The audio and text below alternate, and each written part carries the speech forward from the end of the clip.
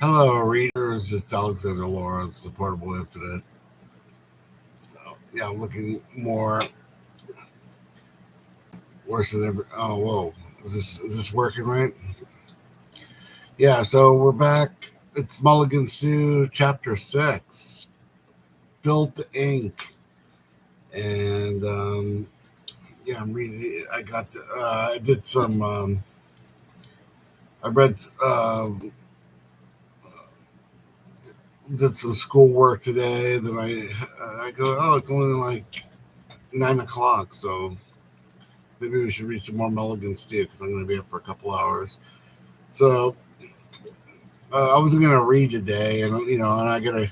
There's a show tomorrow, and I read a little bit of this book too. Here's a uh, American Dreams in Heaven. Vanessa Maddox. She's an LA poet, so it's kind of like I'm reading. She's kind of like my own Lorna Flambeau stuff. Next time I go to Golden West College, I'll read some of these poems.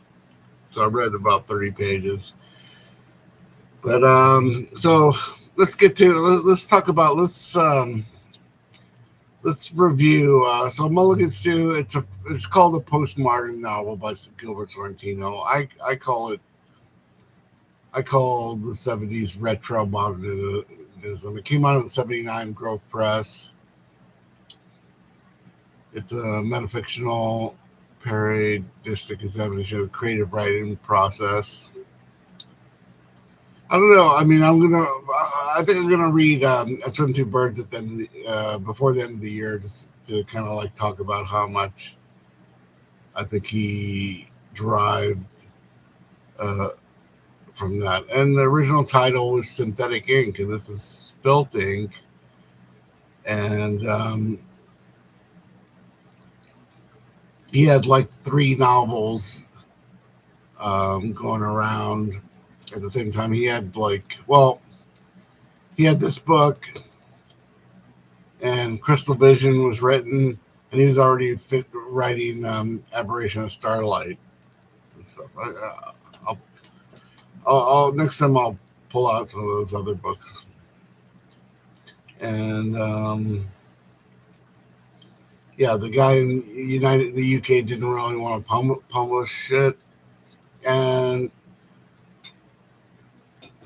also Black Sparrow Press did a Mask of Fungo uh, in 74, sorry. And yeah, if you read Splendid Hotel, that's like kind of gives you an idea what this is about. So we're on chapter 6. So again, it starts out and we're back to like the crazy kind of Elaine Robbe type of novel. Oh wait a minute, we're on 6. It's yeah, I'm on this is pages 138 to 160 in this book. It's novel. It's back to the murder, and he's like wondering if he should call the cops. Where are the cops? He's wondering where the cops are. Maybe he spends like a while asking a bunch of questions. Should he call the cops? He's waiting for the cops. And these chapters, like in the previous chapter, Ned was kind of like it was like there was hardly any Martin Halprin, but it was a lot of Ned. In this chapter, it's all there's a chapter. It's mostly like you're in the mind of Martin Halprin, and Ned is barely there, and stuff. So we get a little bit of that, and then we go to Lamont's um, notebook, yeah, scrapbook. I mean, and then there's some more fill it in questions and answers, just from the writer's helper, and there's a couple pages of that, and then there's another letter to Professor Roach, and by this time he's defending that story Omara, and then he's wondering. I don't know if he mentioned this before, but there's the novel Three Deuces. I mean, there's that Baltimore Chop. There's Rayon Violet. There's Fretwork. Um, he's like so. He has more novels, and then he's starting to wonder if he's going to teach maybe Three Deuces. And he mentions that he's like writing to Dermot Trellis, and he's getting jealous of him. Like maybe he wants to teach his book instead. And then he gets this letter from this guy who wants to write a book called about psychic ability, and I think it has to do with betting on horses and stuff, and he wants maybe Anthony Lamont to help him out. And then we get back to this chapter's short, but it has a lot of parts. So the next one, he's like getting jealous about Dermot Trellis again, and maybe he should write Sheila a letter. I thought the Sheila letter was going to come. And then we have Halpin, the journal, the main character of the book, and this is like pretty much the longest one. His journal is pretty long, and he's talking about like I saw it as characters just kind of hanging out in our room waiting to be used. He kind of makes it's like they're in a cabin or something, and most of the time Ned Beaumont is dead, so he's not really doing very much, and he's wondering if they can like go outside the cabin and go into the city and see what's going on, go see a movie, go watch a baseball game or something, and then they run into another character named Clive Solis, who was he's from another novel. One of Lamont's earlier novels. They're kind of unspecific, but as we go back to this, it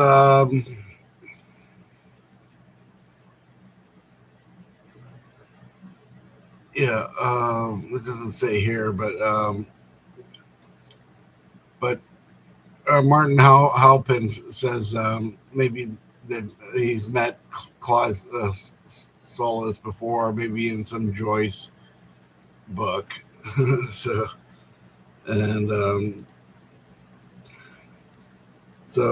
he tells them, like he kind of encourages them to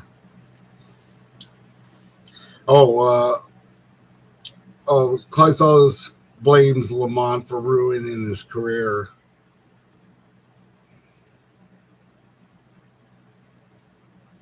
Yeah, he decided he had to get away just for his own sanity. And let's see what else.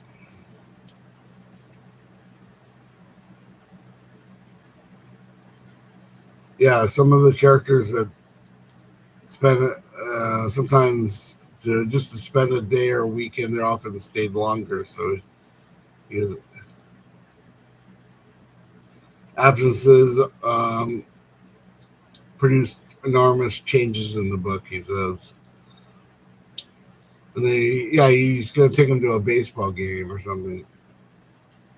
And then he writes another letter to Sheila, and he's like talking about Professor Roach and Three Deuces, and maybe Sheila, you can like spy on Dermot Trellis, see if he's trying to like get my gig and stuff. So there's like a lot of the Sheila letters. Like this one's pretty funny.